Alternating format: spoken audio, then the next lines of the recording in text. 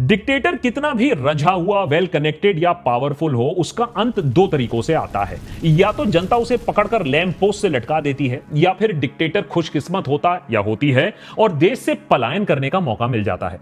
शेख हसीना दूसरी श्रेणी में आती हैं। 5 अगस्त 2024 बांग्लादेश के इतिहास में एक ऐतिहासिक दिन रहेगा। शेख हसीना 15 साल बाद राज करने के बाद बांग्लादेश से भागती हैं, पलायन करती हैं, वाया इंडिया लंदन की तरफ जा रही हैं, वहां रेफ्यूज मांग रही हैं। उनके ऑफिशियल रेजिडेंस से निकलने के ठीक बाद प्रोटेस्टर्स ने वहां धावा बोल दिया और उनके आलीशान घर को लूट लिया और वहां खाना भी खाया। यहां तक कि उनके पिताश्री को भी ना छोड़ा गया। पिताश्री बांग्लादेश के फाउंडिंग फादर शेख मुजीबुर रहमान की मूर्ति पर भी लोगों ने अपना गुस्सा निकाला। इंडियन मेन स्ट्रीम मीडिया के लिए यह खबर चौंका देने वाली थी। उनके मुताबिक बांग्लादेश में सिचुएशन सडनली खराब हो गई है, जबकि सच तो यह है कि हसीना की उल्टी गिनती कुछ टाइम से चल रही थी। हमने अपने पिछले एपिसोड में यही सवाल पूछा था कि क्या शेख हसीना स्टूडेंट प्रोटेस्ट के चलते अपनी सत्ता, अपनी गद्दी बचा पाएंगी या उन्हें भागना पड़ेगा। फिलहाल बांग्लादेश आर्मी ने इंटरिम गवर्नमेंट बनाने का ऐलान कर दिया है। शांति बहाल करने की कोशिश हो रही है। लोगों में उत्साह है कि बांग्लादेश को एक बार फिर से नई शुरुआत करने का एक मौका मिलेगा, लेकिन चुनौतियां भी उतनी ही बड़ी हैं। आर्मी किस प्रकार की इंटरिम गवर्नमेंट बनाएगी? बांग्लादेश में क्या फिर से डेमोक्रेसी बहाल हो पाएगी या फिर फंडामेंटलिस्ट फोर्सेस का दबदबा और ज्यादा बढ़ जाएगा? यह सब जानते हैं आज के बांग्लादेश पार्ट 3 एपिसोड में। लेकिन सबसे पहले यह समझने की कोशिश करते हैं कि स्टूडेंट प्रोटेस्ट के चलते एक रंजे हुए डिक्टेटर को क्यों कुर्सी छोड़नी पड़ी और क्यों बांग्लादेश स्टूडेंट्स ने फिर से साबित कर दिया कि तानाशाह चाहे दुनिया भर में कहीं भी हो, स्टूडेंट से वो इतना क्यों डरते हैं। क्योंकि स्टूडेंट्स एक बार अगर कुछ ठान लेते हैं तो उनके सामने चलती किसी की नहीं है। शेख हसीना की उल्टी गिनती शुरू होती है स्टूडेंट प्रोटेस्ट से, जो शुरुआत हुई थी जिसकी एक स्टूपिड कोटा सिस्टम के खिलाफ। कोटा सिस्टम शेख हसीना ने री इंट्रोड्यूस किया, जिसको पहले ही 2018 में बंद कर दिया गया था, लेकिन फिर से री इंट्रोड्यूस कर दिया गया, जो एक नॉन सोशल जस्टिस या एफर्मेटिव एक्शन पर बेस्ड कोटा सिस्टम था। जनरली जब कोटे की दरकार होती है तब कोटा इंट्रोड्यूस किया जाता है, लेकिन शेख हसीना ने री इंट्रोड्यूस किया फ्रीडम फाइटर कोटा, जिसमें 30% रिजर्वेशन थे for government jobs for freedom fighters, जिनकी टोटल गिनती 0.13% है, जिनके डिसेंडेंट्स की गिनती की जाती है। तो यह कोटा था क्या? यह कोटा था शेख हसीना अपने फेवरेट्स को, अपने लोगों को सिविल सर्विस, ब्यूरोक्रेसी और गवर्नमेंट जॉब्स में घुसाने के लिए। स्टूडेंट्स का डिमांड था कि भाई कोटा रिफॉर्म करो, ये 30% ये जो फर्जी का कोटा है इसको हटाओ। और डिक्टेटर हसीना तब कहती है कि इसको क्या जरूरत है, भाई मैटर तो कोर्ट में है, कोर्ट फैसला दे रहा है, तो आप लोग क्यों प्रोटेस्ट कर रहे हो? प्रोटेस्ट इसलिए क्योंकि शेख हसीना एक वेल नोन डिक्टेटर थी बांग्लादेश के स्टूडेंट पॉपुलेशन के लिए, खासकर की जो जानते हैं कि डिक्टेटर्स कैसे ऑपरेट करते हैं। कोर्ट हो, पुलिस हो, ब्यूरोक्रेसी हो, सब कुछ शेख हसीना के कंट्रोल में था।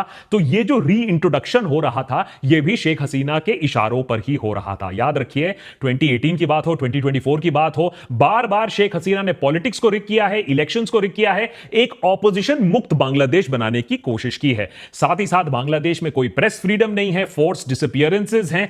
इसके चलते स्टूडेंट्स ने कहा बस अब और नहीं, और वो आ गए सड़क पर। लेकिन सड़क पर उनका जो सामना किया वो था छात्र लीग, जो कि स्टूडेंट विंग है शेख हसीना की पार्टी का, अवामी लीग का, लेकिन ये है तो गुंडे ही। इन गुंडों ने फिर स्टूडेंट्स को चुन चुनकर मारना शुरू किया और पुलिस ने भी अपनी क्रैकडाउन शुरू की। इंटरनेट को बंद करवा दिया गया और बोला जाता है ऑफिशियली 200 लेकिन अनऑफिशियली 1000 लोगों को मार डाला गया, हजारों फिर इंजर्ड हैं। लेकिन स्टूडेंट्स तब भी डटे रहे और लड़ाई करते रहे शेख हसीना के इस कोटा रिफॉर्म के खिलाफ। और जो मार्टर्स हैं वो कहा कि भैया हम इनकी जो मृत्यु हुई है इसको हम वेस्ट नहीं जाने देंगे। फाइनली सुप्रीम कोर्ट ने ये 30% फ्रीडम कोटा हटा दिया। अब लॉजिक तो यही है कि बात यहां खत्म हो जानी चाहिए थी। इस पूरे एपिसोड को हमने कवर किया था अपने एक प्रीवियस एपिसोड में, किस वजह से ये पूरा इंफॉर्मेशन जो ब्लैकआउट हुआ, इस तरीके से क्रैकडाउन हुआ और सुप्रीम कोर्ट ने जो बैकडाउन किया, इसके पीछे जो पूरी स्टोरी थी ये हमने कवर किया। लेकिन प्रॉब्लम यह है कि शेख हसीना की प्रॉब्लम्स तब वहां से शुरू होती हैं, समाप्त नहीं होती हैं। शेख हसीना ने कहा कि हम ये कोटा विड्रॉ कर लेते हैं और स्टूडेंट्स अपने घर चले जाएंगे। लेकिन ये जो कोटा जब विड्रॉ हुआ, स्टूडेंट्स का जो सब्र का बांध था वो टूट गया था, क्योंकि जिस तरीके से शेख हसीना ने उन पर बर्बरता की, जिस तरीके से बोला जा रहा है 1000 तक को स्टूडेंट्स को मारा, स्टूडेंट्स ने कहा कि अब हम आपको जाने नहीं देंगे। इतना खून खराबा हुआ है, शेख हसीना को माफी मांगनी पड़ेगी, शेख हसीना को रिजाइन देना पड़ेगा, पुलिस और आर्मी जो इन्वॉल्व थे उनको भी जवाब देना पड़ेगा। नतीजे में क्या हुआ? जो काम डिक्टेटर करता है वो काम शेख हसीना ने और किया। इस बार डबल क्रैकडाउन करना शुरू किया। पुलिस ने अरेस्ट करना, टॉर्चर करना, स्टूडेंट लीडर को टॉर्चर करके यह स्टेटमेंट दिलवाया कि नहीं, हम अपना प्रोटेस्ट वापस ले रहे हैं। हेलीकॉप्टर से शूटिंग हुई स्टूडेंट्स के ऊपर, बर्बरता चरम सीमा तक पहुंच गई। पैलेट गन्स का इस्तेमाल हुआ, जिसके बाद स्टूडेंट्स ने कहा कि भाई अब तो ढाका के तरफ कूच करना पड़ेगा, ये हम नहीं जाने देंगे। अब फिर इन्होंने 9 पॉइंट एक डिमांड पहले रखा था, जिसके चलते और भी ज्यादा क्रैकडाउन होता है, तो वो 9 पॉइंट डिमांड फिर 1 पॉइंट डिमांड बन जाता है कि शेख हसीना को रिजाइन देना पड़ेगा। तो कहीं ना कहीं शेख हसीना ही इस क्राइसिस की रिस्पॉन्सिबल है। अगर डेमोक्रेटिकली सॉल्व करने की कोशिश होती तो ऐसा सिचुएशन शायद डेवलप ना हो पाता और वो शायद सत्ता में कुछ और साल तक रह जाती। लेकिन कर्फ्यू, लेकिन रेड, लेकिन फोर्स डिसअपियरेंस के चलते स्टूडेंट्स ने कहा बस और नहीं। इसको भी हमने काफी डिटेल में अपने पार्ट 2 में कवर किया था। अब आते हैं पिछले 24-48 आवर्स में क्या हुआ।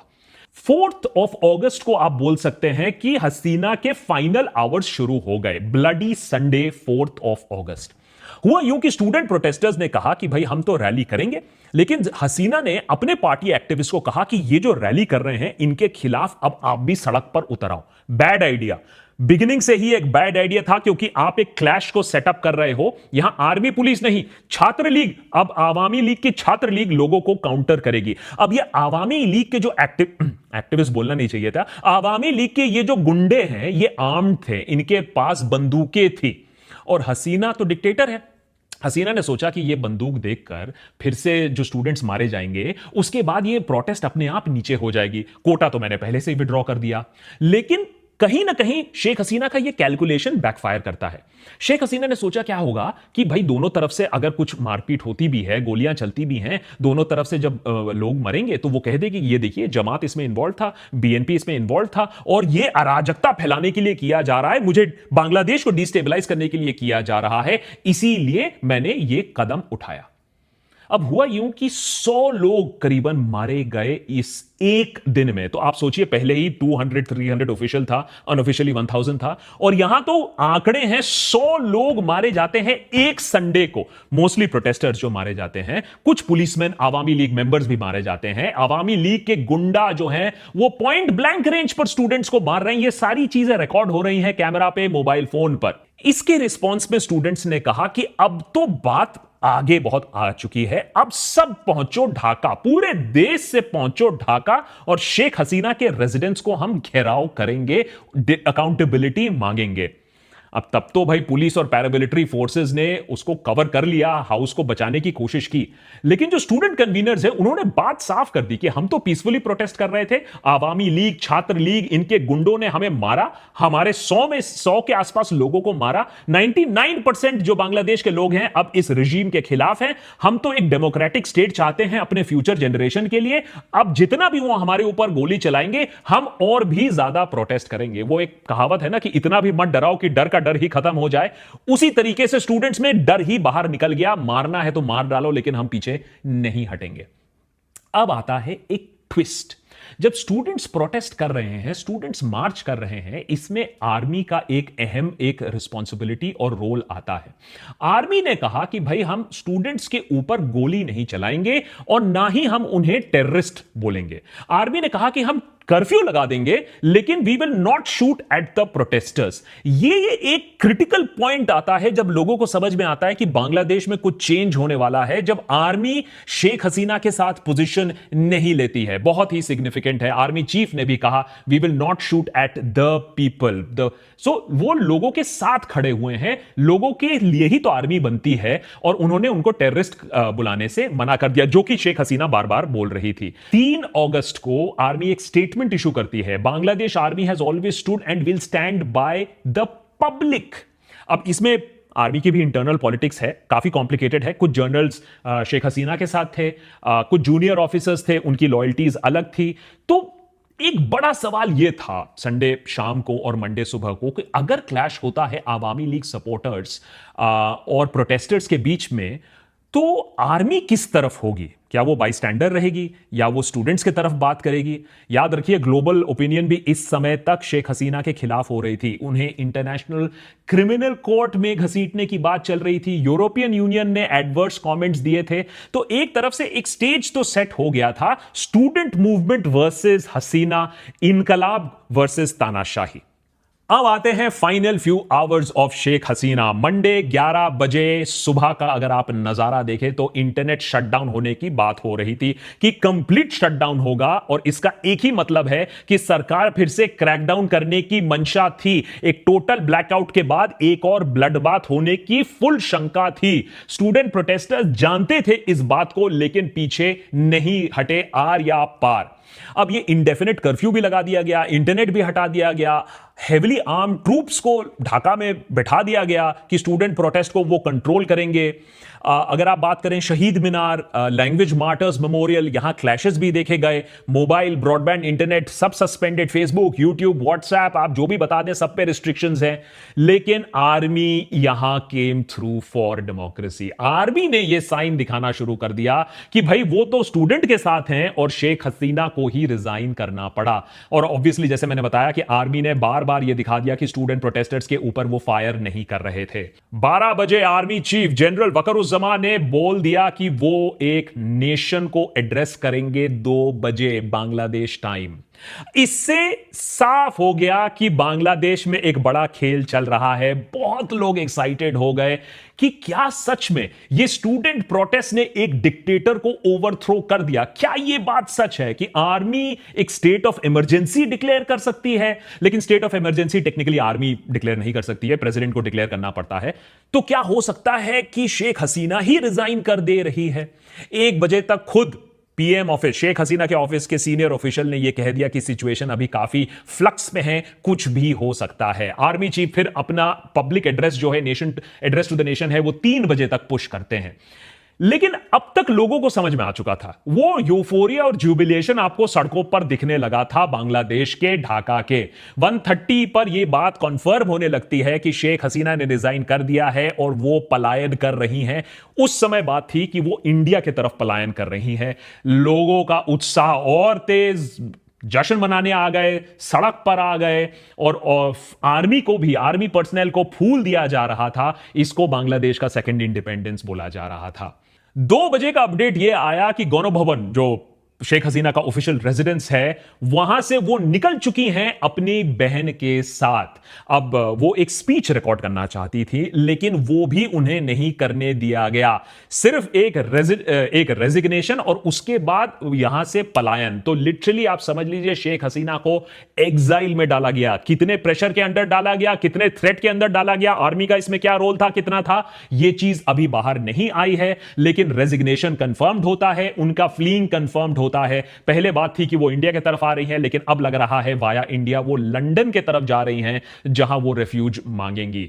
गौरव भवन में स्टूडेंट्स एंटर करते हैं, वहां की आलीशान चीजें देखते हैं, वहां लंच खाते हैं, और फिर प्राइम मिनिस्टर के ऑफिशियल रेजिडेंट्स को लूटा भी जाता है। वहां से चीजें बाहर भी स्टूडेंट्स ले जाते हैं। 3 बजे का अपडेट यह होता है कि आर्मी चीफ आते हैं, नेशनल टेलीविजन पर आते हैं और एक बेटर फ्यूचर की एक गुहार लगाते हैं। कहते हैं कि अब फाइटिंग और किलिंग से कुछ नहीं होने वाला है। ये जो डिस्ट्रक्शन है, ये जो प्रोटेस्ट है, अब इसे रोकने की दरकार है। जो भी गिल्टी है, ये जिस तरीके से स्टूडेंट्स को बर्बरता से मारा गया था, जो भी गिल्टी है उन्हें पनिश किया जाएगा। आर्मी चीफ कहते हैं कि वो सारे लीडर से बात कर चुके हैं, पॉलिटिकल पार्टी के लीडर से बात कर चुके हैं, काफी पॉजिटिव उनकी बातचीत हुई है, और इसके बाद एक इंटरिम गवर्नमेंट बनाया जा रहा है। तो इस इंटरिम गवर्नमेंट के बनने के बाद आशा यह हो रही है कि बांग्लादेश में कम से कम जिस तरीके के प्रोटेस्ट देखे गए, जिस तरीके की खूंखार बने ब्लड शेड जो देखा गया, कम से कम वो अब रुक जाए।